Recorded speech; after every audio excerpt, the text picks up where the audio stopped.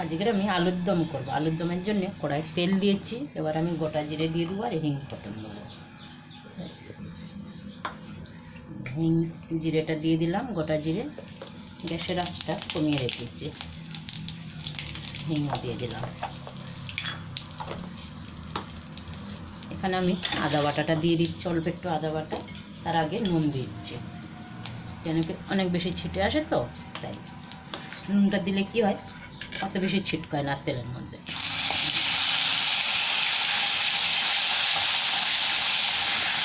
একটা 4টে কাঁচা লঙ্কা দিয়ে দেব। এখানে কারি পাতা কটা দিয়ে দিলাম তেলের মধ্যে।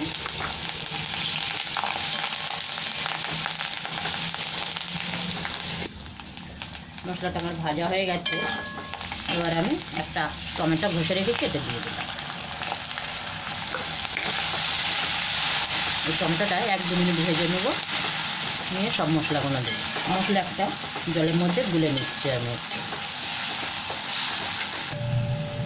এখানে আমি জলের মধ্যে গুলে রেখেছি হলুদ, লঙ্কার গুঁড়ো, কাশ্মীরি লঙ্কার গুঁড়ো, জিরে ধনে পাউডার, এটা দিয়ে দিলাম। এই বাটিটা ধুয়ে একটু জল দেবো। এখানে মশলায় আমার তেল ছেড়ে দিয়েছে। এবার অল্প একটু চিনিটা দিয়ে দিলাম আর অল্প একটু নুন দিয়ে দিলাম, একদম হালকা। এবার আমি সেদ্ধ করে আলু তুলে দেবো। একদম ছোটো আলু সেদ্ধ করে রেখেছি হালকা নুন দিয়ে। এটা এবার দিয়ে দিলাম, দিয়ে খুব ভালো করে মিক্স করে নিচ্ছি। এখন আমার আলুর দমটা হয়ে গেছে প্রায়। কষতে কষতে, বেশি ঝোল না কিছু না, একদম এরকমই হবে আমার আলুর দম। এবার আমি গরম মশলাটা দিয়ে দেবো। প্রত্যেকে গরম মশলা। এটা লুচি পরোটা খুব ভালো হয় খেতে। আজকের আমাদের ছুটির দিন আলুর দম লুচি।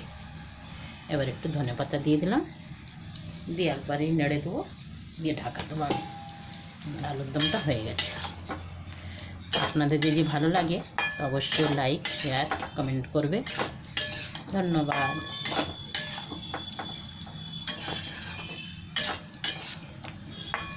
গ্যাসটা বন্ধ করলাম।